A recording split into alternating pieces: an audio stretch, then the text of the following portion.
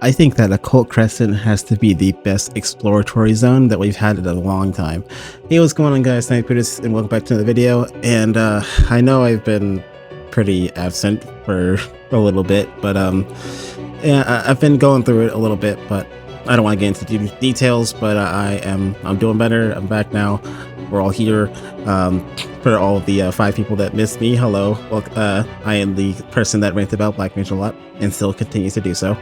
But I wanted to talk about something a little bit different. If you guys remember my Basha video, I wanted to talk about Occult Crescent today because I've been doing that on and off since it came out, and I am already level 20, as you can see. And honestly, I wasn't sure what to make of it when I first heard of it. I knew the gist of it, like the phantom jobs and all that stuff, and that people were saying it's going to be like Basha, and I didn't really know what to think going in. And like first impressions were like, okay, it seems pretty fun, it seems pretty cool. And then like the more phantom job actions that I got, and the more phantom jobs in general that I unlocked and stuff, I felt like, wow, this is honestly really fun. Like Eureka and Basha both had their ups and downs and their and all that stuff, but I honestly feel like Occult Crescent is like the third time's the charm type of thing, because I feel like I haven't really had any major issues with Occult Crescent as of right now, outside of the the general issues that any exploratory zone stuff faces, like if you're playing solo, that trying to keep yourself alive is a daunting task, and the obvious, if you die in return, then you lose XP and you can de-level. I mean, you don't lose XP for dying like you do in Basha, thank God, but you do lose XP for having to return. But thankfully, it's like really easy to res people, especially if someone's playing Chemist. It's really easy to get people picked up, and generally people are pretty good about picking up people, even if even if it might not be when the like when you're still trying to do the critical encounter or whatever it's called. It's still usually not that bad. I mean, there will be some cases where you might be left on the floor for an extended period of time, or until like the boss is dead, because just people aren't paying attention. But generally, that's like a problem that every exploratory zone will face, because unless you're either playing a healer or playing a tank, or just using like, I don't know, lost actions, or I forgot what they're called in Eureka, the little slot things, or if you're playing a phantom job that can heal, you're not gonna really live, especially in the ones that like have a lot of like AoEs going out. You're probably gonna die. So that's like a thing that any exploratory zone thing face, so that's not really exclusive to Occult Crescent. But it definitely does vary from critical encounter to critical encounter. Like Fates doesn't really matter that much, because Fates is all like avoidable damage, but critical encounters, if you do not have a way to heal yourself, you're probably going to be dead if you get hit by a mechanic and then an AoE, because stuff in there hurts. But yeah, it has been a lot of fun so far. It also does kind of suck, actually, that I think about it, that you can't level in it either, because Basha, I mean, I don't know about Eureka, but Basha was like a really good way to level, from like 70 to 80, I think it was. And you can't even enter Occult Crescent unless you're max level. So that's a little bit of a downside, but it's not like an end of the world type of thing, because there's already plenty of good ways to level in Final Fantasy. Like, we don't really, I mean, like, it would be nice to be able to do that so that you can level a job at the same time as leveling your knowledge level and your phantom job, so that you're just like kind of getting that big trifecta value. I mean, we love value, but yeah, unfortunately that's not on the table for this time around. But anyway, I have really been enjoying the phantom jobs and all that stuff. Like Phantom Chemist has definitely been my favorite so far, more for the fact that I had to buy so many potions, because depending on the situation, you might have to throw out a lot more potions than usual. But other than that, I think Chemist that feels like it's very, very versatile and just really nice to play with. And I think I also I kind of like Knight, but it feels like it's kind of underwhelming. Oracle is definitely super interesting as well. That's what I'm leveling right now, but I want to try and get Samurai, because I've heard that's also really fun. Phantom Samurai. But yeah, I have not gotten all of the Phantom jobs yet, not even close. I'm still in the process of getting some of the ones that you can buy with silver coins and stuff. But honestly, I think that the Phantom job system is honestly is a lot more what's the word? Not underwhelming, but a lot more simplistic than I thought it'd be. I mean, I didn't think we'd get a whole actual job within a job. That'd be crazy if we got a Phantom job and you leveled it up from I don't know 90 to 100 and you had all these skills and stuff. That literally would be impossible to implement. And not only that, it would also probably be, you'd have to do 2 rotations at the same time, and that sounds like pain.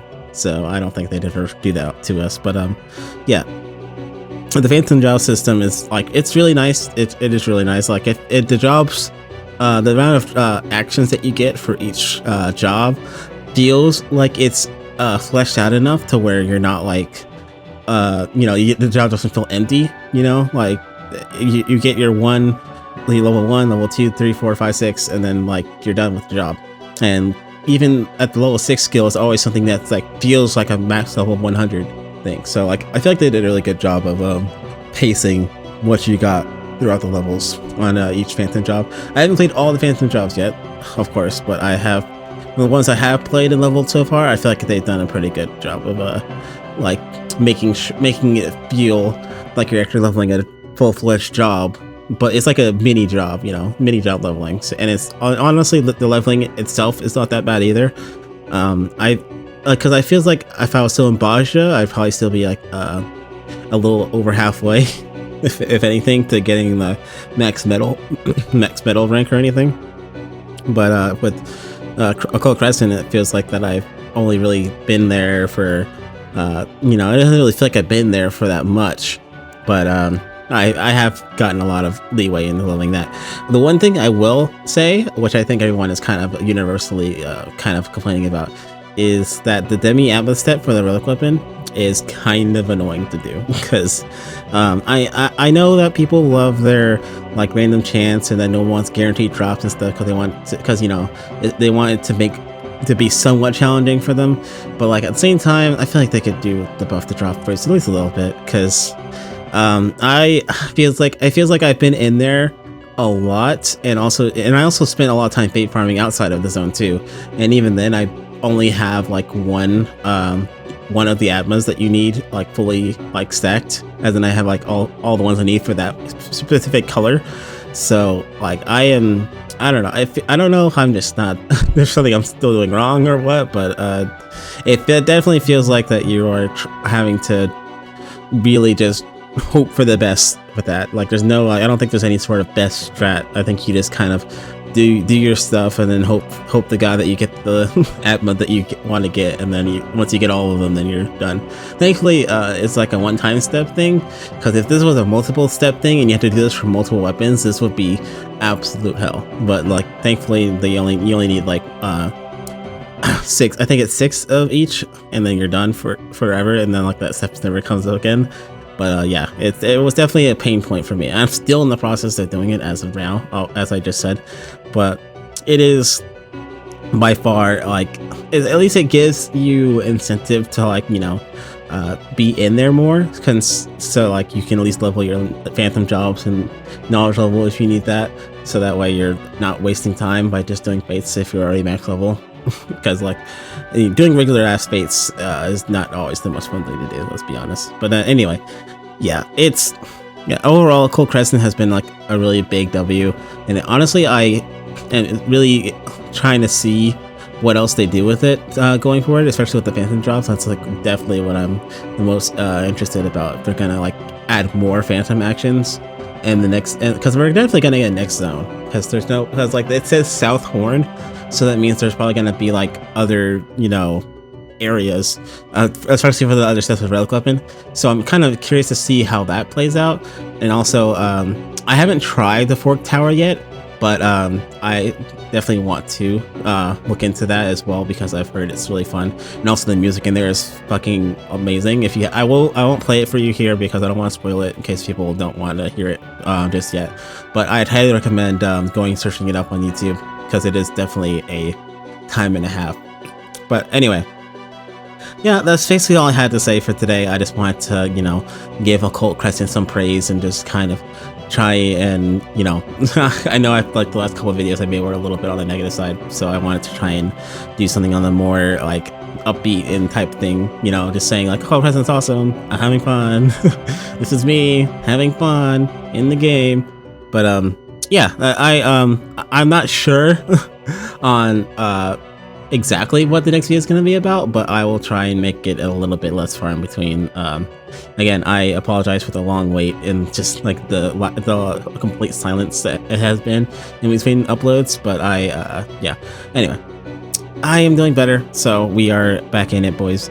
But yeah, thank you so much for watching. Be sure to leave a like if you like the video, and dislike if you dislike it. Comment down below what do you guys think about Occult Crescent. Do you think that it's a great exploratory zone? Do you think it's better than the last two that we've gotten in the other expansions? Do you think that it needs more work?